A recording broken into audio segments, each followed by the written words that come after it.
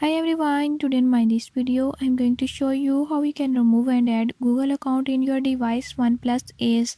In this video I'll tell you few tips and tricks that you can use to do it. Before I start, if you are new to my channel, don't forget to subscribe and press bell icon.